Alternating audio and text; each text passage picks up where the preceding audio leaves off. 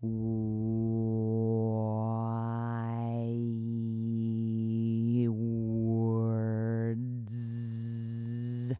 now.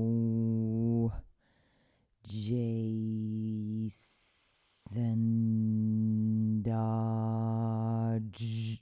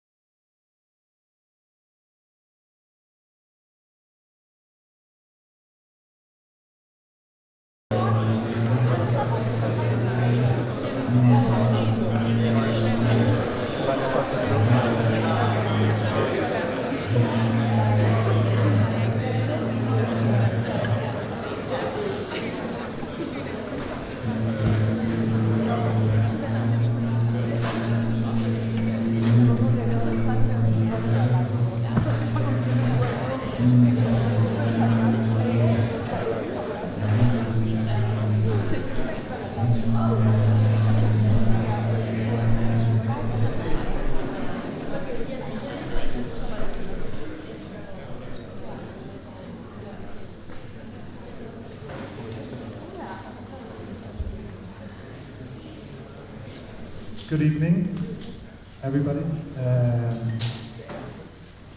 We just heard Nora Torato's voice through the loudspeakers. It was maybe not discernible, but she was saying all the wows involved in Jason's name and the title of this evening, Why Words Now. My name is Simon Dybbroe Møller. Welcome to the first Why Words Now of this academic year. It is easy to claim insight in hindsight, but still, encountering Jason's work for the first time a few decades ago, it was immediately clear that language played an important role in his sculptural logics. So when Jason started an imprint, it seemed entirely logical, of course. But really, it is everything but ordinary when a visual artist devotes such a big part of a practice to the publishing and distribution of poetry. So it was always clear that I would reach out to Jason to do a Why Words Now, and I'm honored that he accepted. This is Why Words Now, Jason Dodge. Thank you, Simon. And thank you so much to the sculpture class for hosting me. I'm looking forward to the next 2 days together. Does the skeleton stay on the whole time? That's a mistake, sorry. Try to formulate some thoughts, maybe in front of you as I'm sort of thinking. I took some notes thinking about this. I mean, the lecture series itself has such a provocative name because I think that I never really know why words now, because, let me think of how to. My communication with the universe is through things. And my communication with the world and with people is through language, but not my language, but with other languages and language to get people to read mostly poetry because it's kind of an objective that I have. And also thinking about how visual artists are potentially some of the most incredible readers of poetry, and there's something really beautiful about the act of reading is the act of making something, but you're making something without production, and you're making something without distribution, but you're taking something inside of you and you're transforming it. And the thing that's curious to me about the difference between the language of things and the language of words is that if I say to you, Apple, Algeria, and Anna, and then if I show you an apple and you are in Algeria, and then you see Anna, what's fixed and what's mutable becomes very clear. That with a word, we're happy when a word evokes something. So I say Apple, Algeria, Anna, and then we are satisfied that we each are sitting here with different images in our minds, which is actually quite a beautiful notion. Where if we see an apple and we see Anna and we're in Algeria, then the thing that's changeable is the way that we feel about it, not the thing itself. And so in a way, these things have a potential to cancel each other out, which I think is always a little bit, I find a little bit worrisome and something that I feel really aware of in working with students, because there often is a desire, in a way, on the part of the construction to put words to everything. Because from the first time that we fall and we heard something and you say, it hurts, we're applying word to a feeling, but the word is not that feeling itself. It's just the best thing we have at that moment. And so what I want to kind of propose to you is a couple things. I've put together a bunch of things I'd like to read to you. I'm not going to read the titles of the poems or tell you the author.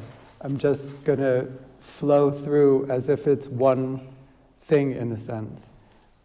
I love this notion. Aishan Hutchinson, who I'll be reading within this, was saying that there's only one poem and we're all writing it.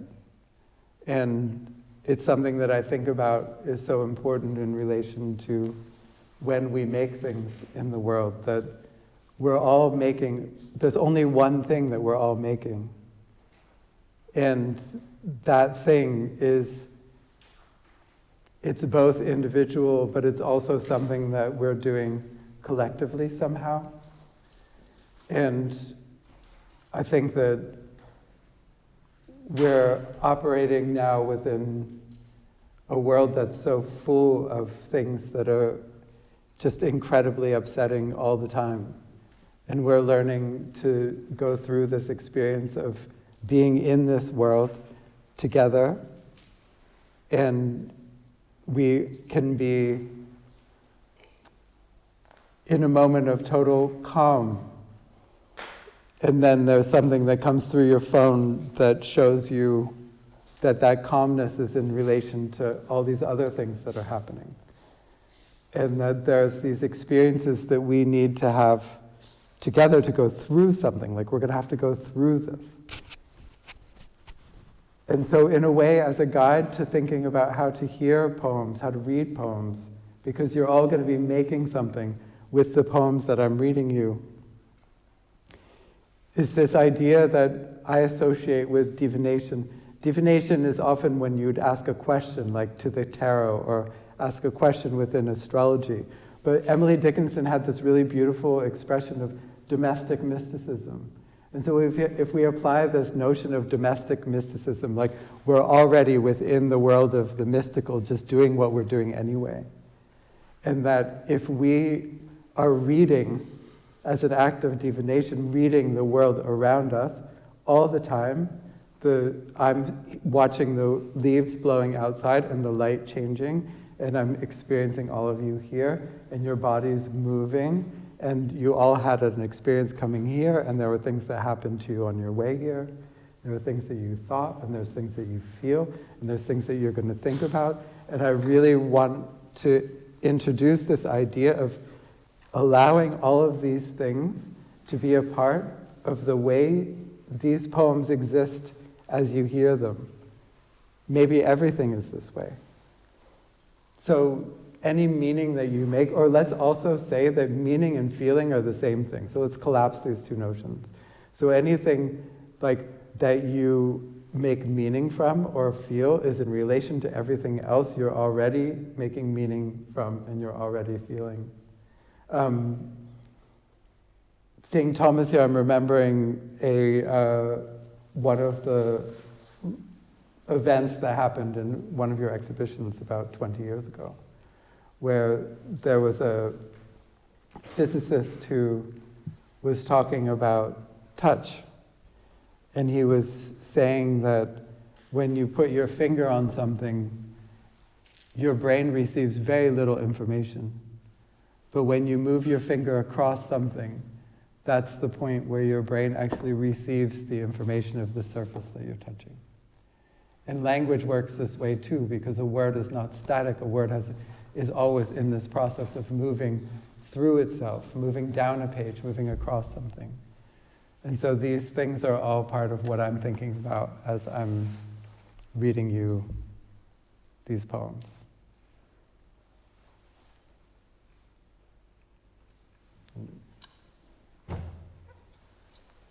It's better that way? Yeah.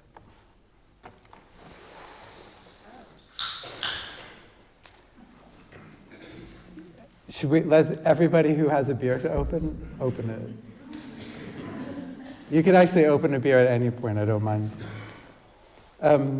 Another thing to say before I start is that I brought a small selection of the books from 500 Places, which is the platform that I use to publish contemporary poetry.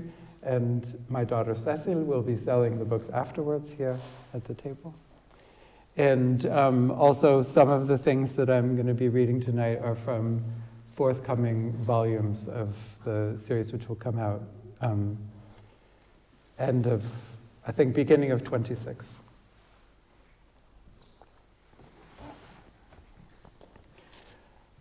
I'm something unreliable, and this is a day for poetry. My body, one big explosion, or revelation, or crinkly thing. I go back these threads of paper that happened to me, my economy, repeatable and manifold, serial and sundry. What is Eileen talking about? I got myself ready to fly with a thin layer of literally sleep. And what we meant by consciousness is writing this, but what? Go on, carrying hordes, awaiting my opportunity. I cut it in half, being careful, so to say thank you and wander on, or make something publicly, eventually filtering back to a real promise, or two, and really keeping some room for the lively impertinence of change. I'm a little unsure if you believe in that. Do I get up? I bump my head or something soft. A person, sorry, it's okay. Is this 18 or 19? His fingers flex. Now he's explaining the equipment to his neighbor. Neighbor? Somebody somewhere, this floaty stuff. Knowledge, the fact coming at me, hopefully suspicious, surly, bland. They just want wanting now. I'm traveling. What if everyone forgot all the neighbor shit? Does this have to do with neighbors? Does it hold what we're writing by hand? I love this edge. It wasn't even a neighborhood. Bob and I decided to spend my life there. At least our row is complete. The plane has too many people. The world has a series of cartoons in which the world has sad thoughts. I'm dead, but who may read my signs? I killed the dinosaurs, and now I kill you. Is anybody out there? A planet, hopelessly alone, calling to the present and the past? The old definition got us here. My blackness is a sword jabbing through space, lacking a tar. Get you this. Did you yourself on the marching bands? I'm part of one of the night a serial players. This volume, well, how do I count?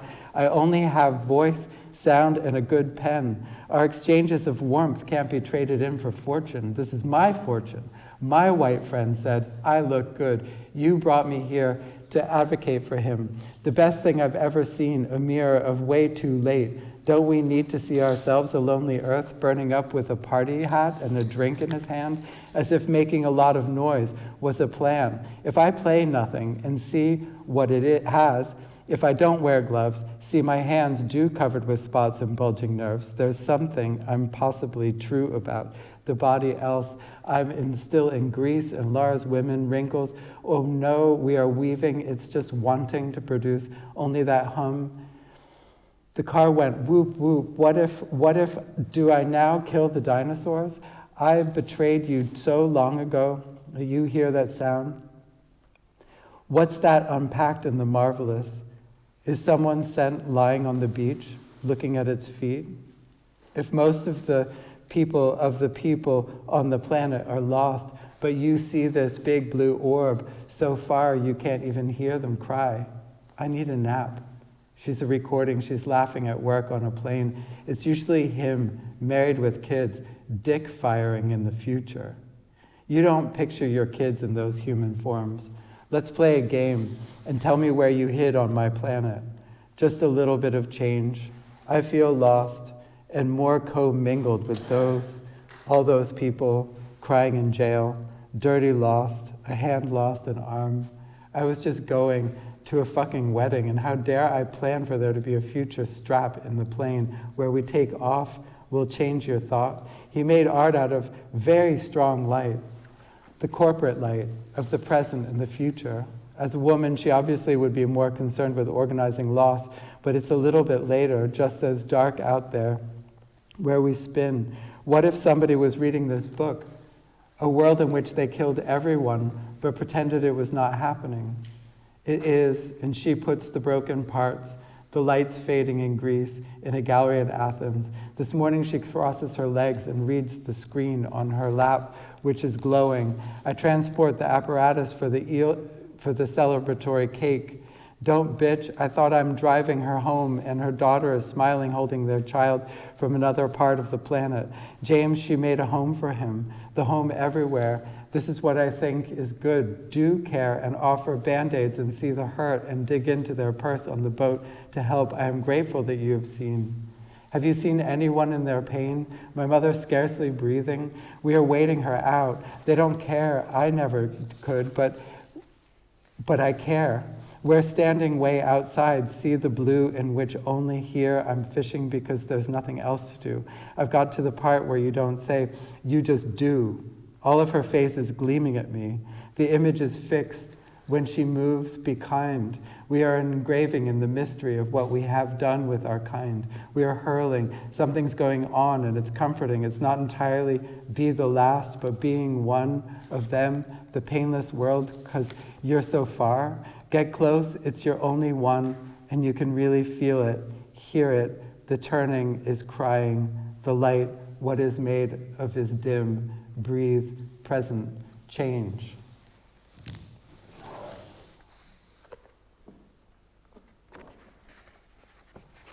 To desire the world as it is, not as it was. Falling feather attaches to new life for a moment. When the hammer approached, we thought it was this thing coming towards us. We are the fractal drop to hear our own harmonics in the muffled underground hum of seeds. In a past life, I was a little fish who cleaned the shells of turtles. A dream helped me remember their deep voice of thanks. Many nights I heard sharks waiting for the tide to draw me near. When the calendar runs out, it feels lucky another awaits. And I have ever wanted was to forge the English language into a spear and drive it into my heart, between leaping and being shoved. No lonelier place to put my faith for the swinging motion inside the dance we shared, don the extraordinary suit for this ordinary day. Take our time studying trees to imagine the nests that we would build if we were birds. I ask all you talented people spending many creative hours perfecting killer drones, guns, and bombs, please know we are waiting for you on the other side in the no-kill zone. The dead are carried away in tote bags because they got carried away. They are borne away. Only some of those borne away got carried away. Some of the others born away were newly born or else had borne them, and they got borne away from home, or was it home? What was home? Is it there still the bear with you get carried away, or is there still bear around you when you get carried away? Which parts of speech become the dead in translation? Perhaps those about to be interrupted or interpreted. Alas, they are translated. They are not interpreted by the god of sleep. They are translated by the bare power of the thunderbolt. They are newborn. They are stillborn in tote bags. What parts of speech make the born and the bears bearable in tote bags? Such is our target language that nobody who became a target will ever return to being the source. Such are our tote bags that nobody may know the bearer of the born.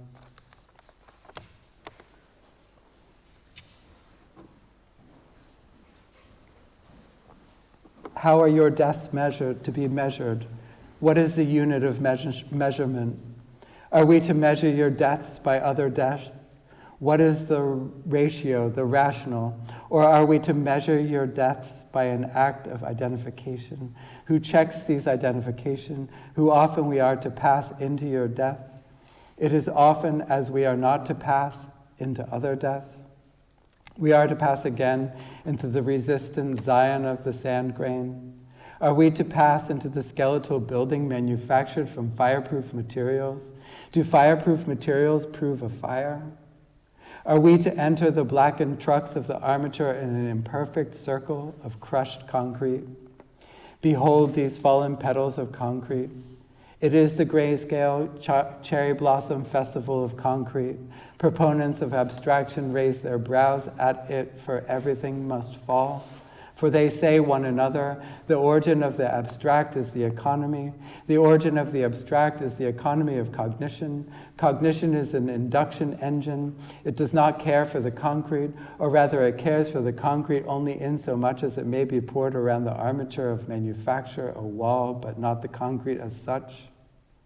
The word concrete, a suspicious word, like other emotionally rich words, it may be covered into an arm to pick things up. An arm is a utensil. Who shall lay down utensils? You first. No, you first. Who shall enter a concrete room when out of Zion shall pour forth instruction? Is not concrete soundproof? Did he just say, let us beat words into work shares? I believe he said that, for he is the God of economy, an abstract and laissez-faire God.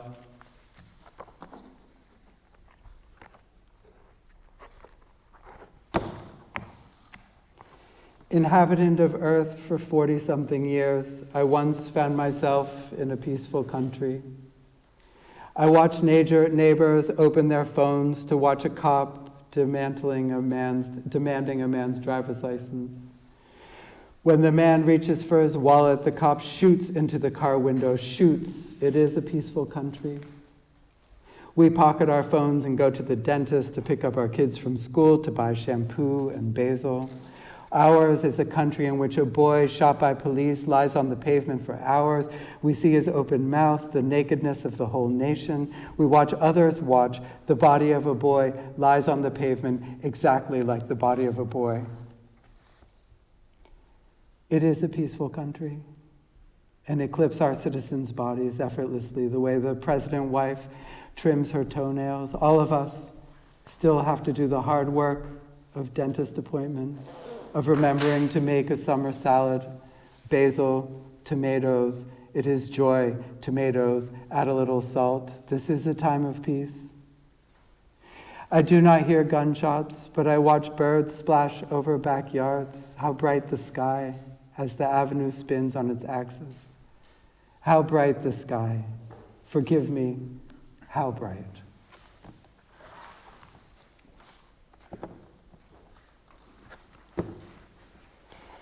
The opposite of rape is understanding.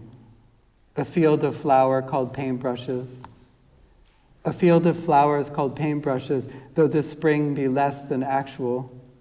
Though the spring be less than actual, men roam shirtless as if no one ever hurt me. Men roam that myth, in truth, one hurt me. I want to obliterate the flowered field, to obliterate my need for the field, to raise a building above the grasses. A building of prayer against the grasses. My body, a temple in disrepair. My body is a temple in disrepair. The opposite of rape is understanding. Don't accuse me of sleeping with your man when I didn't know you had a man. Back when I didn't know you had a man, the moon glowed above the city's blackout. I walked home by moonlight through the blackout. I was too young to be reasonable. He was so young, so unreasonable. He dipped weed in embalming fluid. He dipped our weed in embalming fluid. We made love on trains and in dressing rooms, love in the subway, love in small restrooms, a boar at home. He transformed in the city. What's yours at home is a wolf in my city. You can't imagine me sleeping with a man. My last love drove a burgundy car, color of rash, a symptom of sickness. We were the symptoms, erode our sickness. None of our fights end where they began. None of the beaten end where they began. Any man in love can cause a messy corpse, but I didn't want to leave a messy corpse, obliterated in some lilied field, stench obliterating lilies of the field, the murder young and unreasonable. He was so young, so unreasonable, steadfast and awful, tall as my father, steadfast and awful. My tall father was my first love. He drove a burgundy car.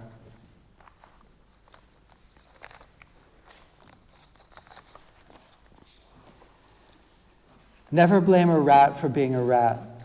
Never blame a cloud for being a cloud. Never blame a person for being who they are, which in my case is short and stocky and quite ill. Never blame a friend for not being your friend. Never blame the sun for being the sun, or the moon for being itself.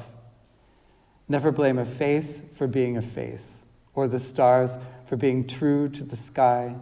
When things start, they start. Never stop them for being so.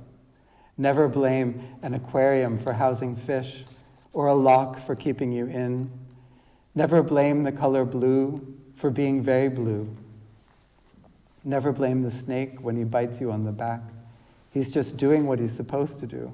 His fanged teeth, they're hanging down, the way you miss them, the way you miss the sea.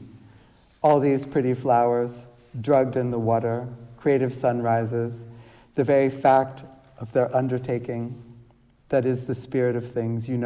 It's everywhere, all this beauty, the living art, the self, the roses and all.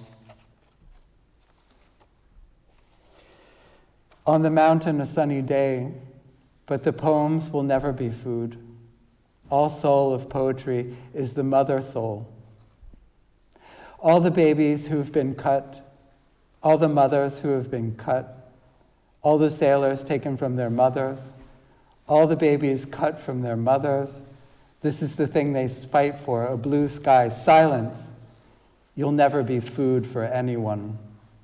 Your poems will toil and toil for no reason. All the babies who have taken screaming from their mothers into the lawn to scream the greenest scream in silent poems are the soul of poetry, not the baby screaming, not the person screaming on the hill, on the mount.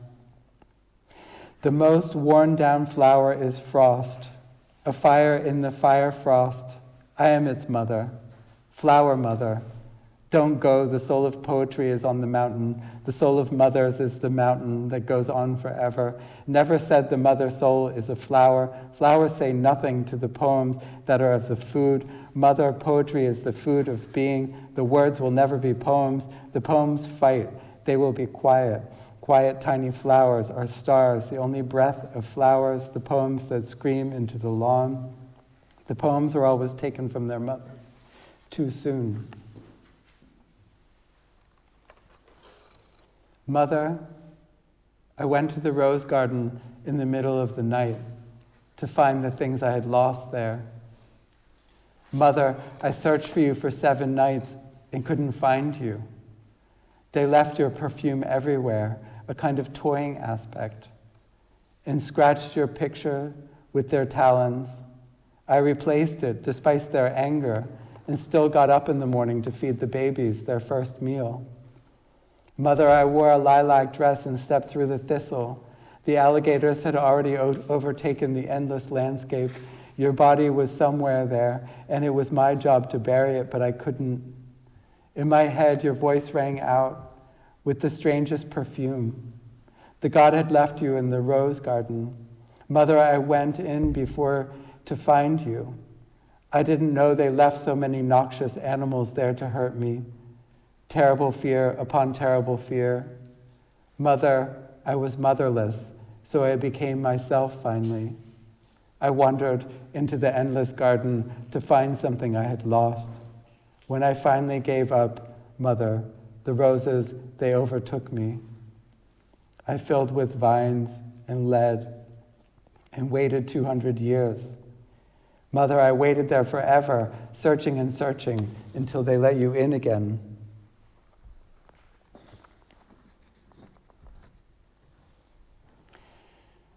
Language died brilliant and beautiful, on August 1st, 2009 at 2:46 p.m. Lover of raising his hand, language lived a full life of questioning. His favorite was twisting what others said. His favorite was to write the world in black and white and then to watch people try and read the words in color. Letters used to skim my father's brain before they let go. Now his words are blind and pleated. Are the dispatcher and the dispatches and the receiver? When my mother was dying, I made everyone stand around the bed for what would be the last group photo.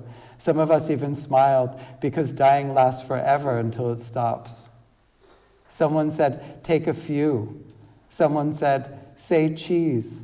Someone said, thank you.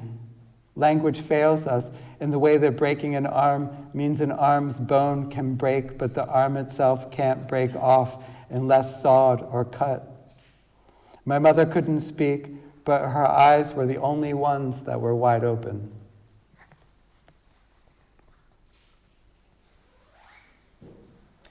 Thomas Strandstromo died on March 26, 2015 at the age of 83, and he wrote, I carried my shadow like a violin in its black case.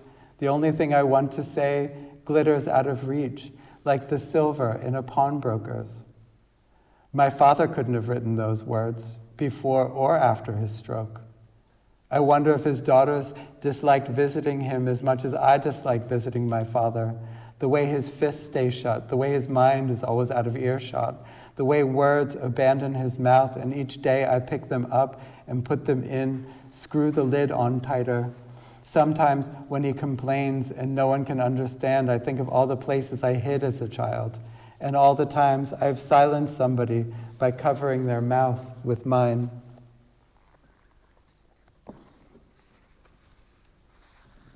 Describe a morning you woke without fear. Honey on my right eye, monarch wing stuck to the lid, 5:20 a.m. I sit up, facing the glass pines, the dark slope of snow. This is the woods then, and is pressed closer, nuzzles his face against my knee, and rubs his forehead against the bone. I must live by these sentences. Writing is dangerous. I have built a fire and poured hot water over my mugwort leaves in a mason jar. They live in love and then wake up. I'm bleeding heavily. I'm learning how to leave the love bed, the sound of pine wind rushing up the slope, the sweetness of his slept face against my knee, and come upstairs and make fire and write. Describe a morning you woke without fear. One pretends not to be free, saying, I can't. When he came to America, he was appalled by the inintelligence of this country's public buildings. He said, it's not my culture. And then he returned a little glazed cape and exquisite leaded glass portals to Europe. As if our responsibilities to each other end at the border of our countries or at our cities or halfway across our cities and at our back doors or at our skins. No. Describe a morning you woke without fear. I don't know how to measure this. Item, he's drinking espresso romano from a paper cup. Item, he's sucking on it and then spitting out the bright peel. Item, it's late. His teeth are a little bit smashed and he's practicing for something as always. Now what? I can see the paper moving between his fingers, his lips moving. But I remember when I took him with me to a railroad station, the red desert, 2, 3, 4, 5 a.m. I barely know him. A wooden bench, someone is boiling milk behind us on a tiny stove, a coal bucket, the smell of crushed cinnamon bark, green cardamom pods. He rests his head on my lap. My hand, like a bird, hesitates. And then I stroke his thick blonde hair until he falls asleep. Sometimes you have to choose who you are.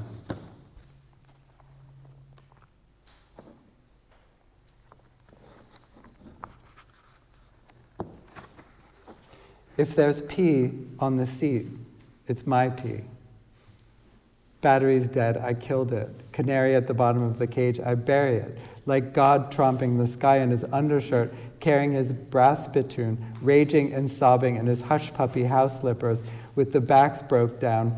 No Mrs. God to make him reasonable as he gets out the straight razor to slice the hair off his face, using the Black Sea as a mirror, when everyone knows the Black Sea is a terrible mirror. Like God is a terrible simile for me, but like God with his mirror, I use it.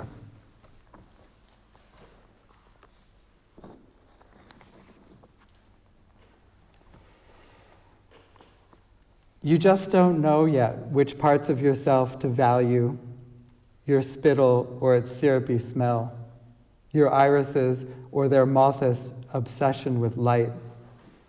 Even the trap-caught fox knew enough to chew away his legs, delighted, if such a thing can be said, as a relative softness of marrow. Nature returns its kind courage. A kingfisher shoots into a pond and comes out with a stickleback. Starving mice will often eat their own tails before ceding to hunger. The lesson is never to be late, to become a new thing, to rip the fur from your face and to dive dimple first into the strange. Some people don't want to drink, and they are tempted by pools of liquor all around them. This seems a selfishness. God loves the hungry more than the full. Faith is a story about people totally unlike you, building concrete walls around their beds. Some moths don't even have mouth parts, using only stored caterpillar energy, and their lives are measured in days, scissoring tributaries. For even you, there are 100 moths luxuriously dying their spirits, spoiled by excess. What you lack and the punishment for your lacking are the same. Palling tulips, graying fingernails, a body nearly stops and then doesn't. I have seen it. A man slips beneath a blanket, emerges, clutching himself, saying, "This is mine, I found it." Rivers often do the same thing, claiming whatever they pour into it. Cathedrals, gardens, snake holes. Do you see how afraid I am for you? All men are drawn to the black water, the motionless, the quiet drums, the name. It's not yours, it's not mine. Listen. To make life, first you need a dying star. This seems important with you so close to collapsing yourself. The mute swan's final burst of song. I know you tried this before when they asked, "Where does it hurt?" and you motioned a circle on the ground under your feet.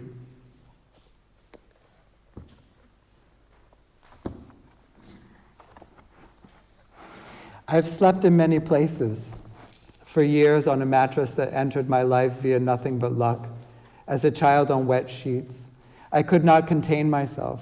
As a teen on the bed where my father ate his last pomegranate, among crickets and chicken bones and ditches in the bare grass and the lavish grounds of a crumbling castle, in a flapping German circus tent, in a lean-to, my head on the belly of a sick calf, in a terrible darkness where the shrewd tried to stay afloat in a bucket of well water, in a blue belfry, on a pink couch, being eaten from the inside by field mouse, on a bare floorboards by TV light, with Mikel on Locust Place, or an amber throne of cockroach castings on a carpet of needles from a cemetery find, in a clubhouse of a megachurch, in a hotel bathroom in St. Augustine after a sip from the fountain of youth, cold on a cliff's edge, passed out cold on train tracks in a hospital bed, holding my lamb like an arm of lilacs.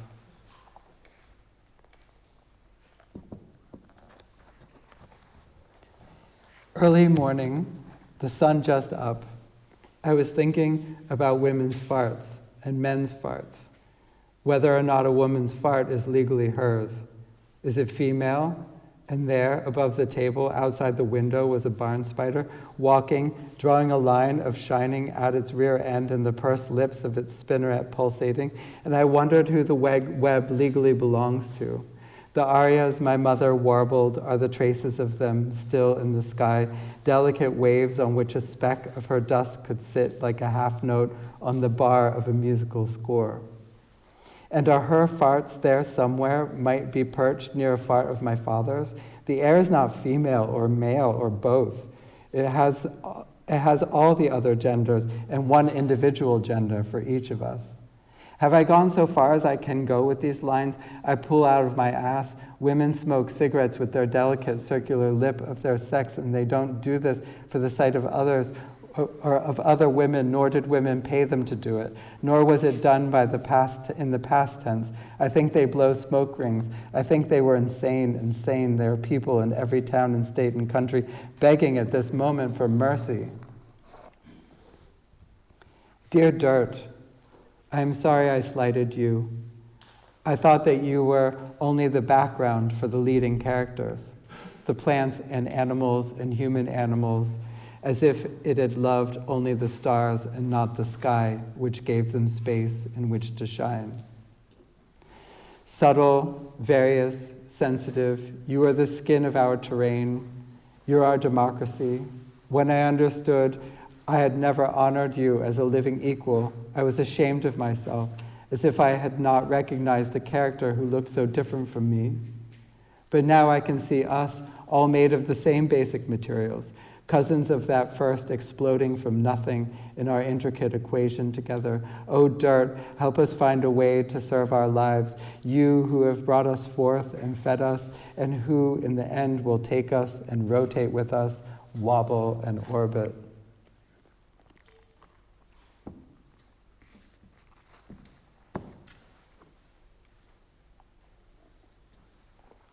Tiger moth, hair smoke, silk, tide, her mouth's not the chamber angel. The night chimera that comes to a boy on the alabaster throne, no longer child king of Sumer. His triggering blood hammers rust, things like charm, shards of jewels glint like sunset oil, streak shields held closely in the singing woods of bat-eaten fruit. Silently hanging, blot seeds, cut sage and rosemary, a blight mercury, cured meat, silver streams, dividing undersea the ultraviolet weeds, plankton, seahorse, half-man, sunken masks, god's horn, perfume, ivory tusks, market dusk, vine pillars, batter ram sound, light orange caravan, wheels of spinning industry, whipped backs, shock foil, the galvanized wax, congealed dreams of a burnt ship, all were lost, all were drowned.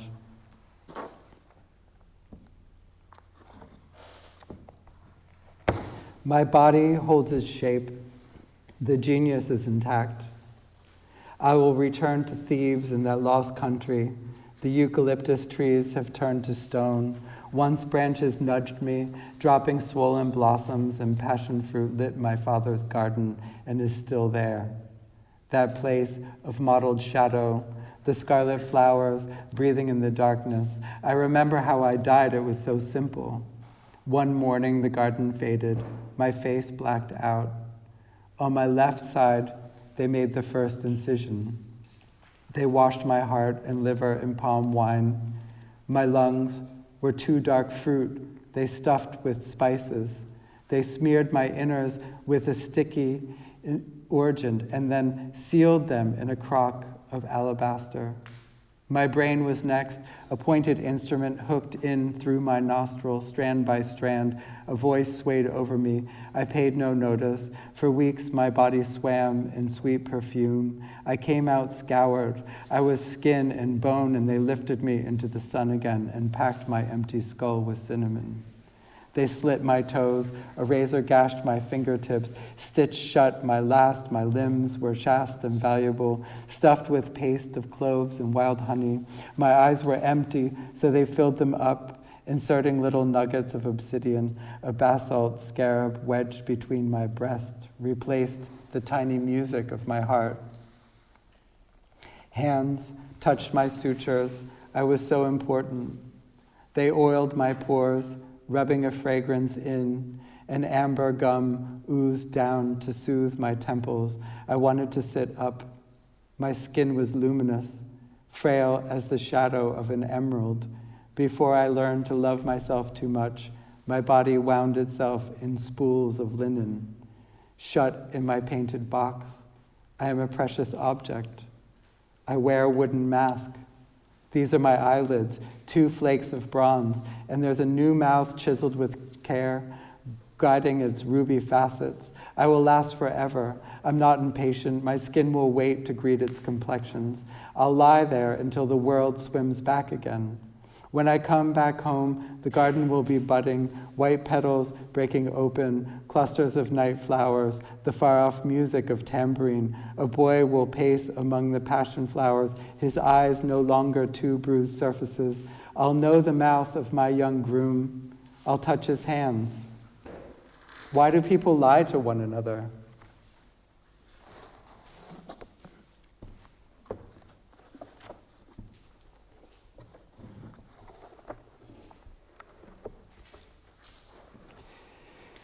I can read so faint this dust. You are what I was, which is to say stars and its honey. I ran out of the wall or barrier, felt it, first the honey first, the bees lingering and the travel across the cosmos. Even mountains and seas do. The sea of water and then silence, and the sea of cognition and then debt to you. I tried to find home last night, but I found a room containing a heavy brown diagonal and some magenta red.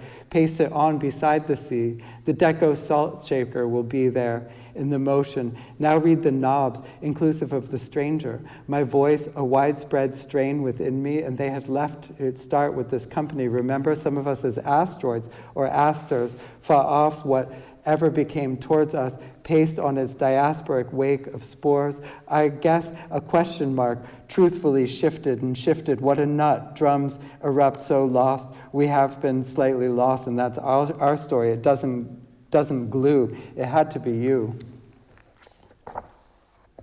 Pay no attention to this world. Stop doing it. Stop doing this world. And I say I'm ageless and effectively, and on the other side of the fabric you call the world, also known as the labyrinth that I left, I'm mocking it. I'm offering it. The heel of words, the other side of words. I was born dead, says an old punk song. Come to the new life, I said. Born dead, I'm walking through this world, born dead. Come to life.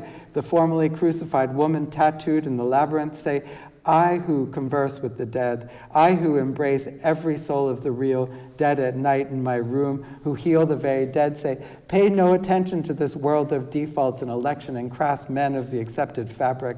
I'm creating another element. Come to life with me. Ignore the United States, the European Union, China, Russia, India, and Islamic fuss.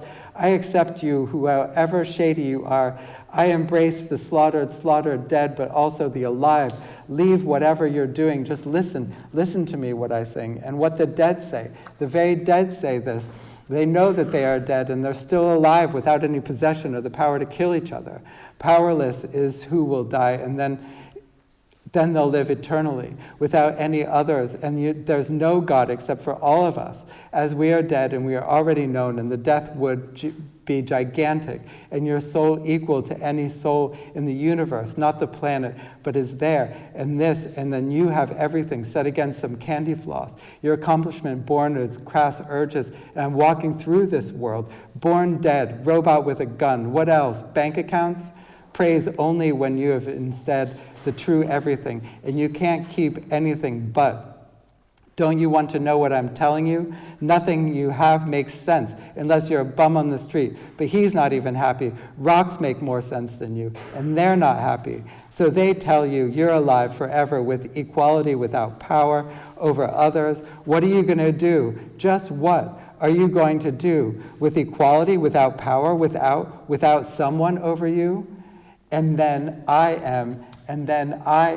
Who am I really? I am a healer. Do you need to be healed? And yes, the gap between what you know and what you are is still a gross wound, and the dead itself only partly understand.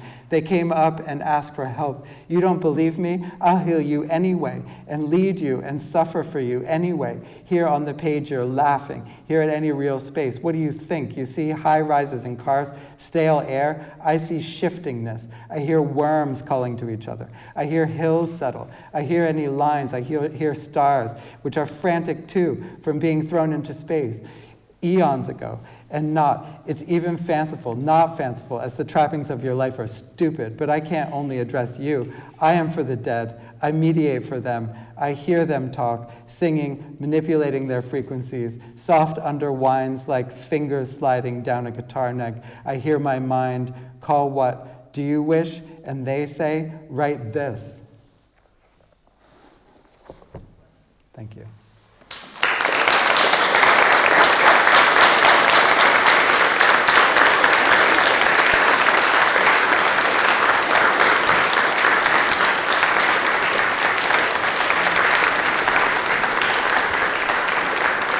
I'm going to leave all the books out here on the table in order so you guys can come take a look if there's anything you're curious about or want to know, and then we'll stand outside and have a little beer, and then if you have questions, you can ask them, and I'll answer them.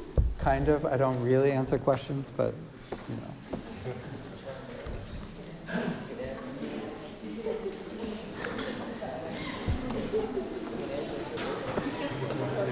Fantastic. Good. Enjoyed it so much.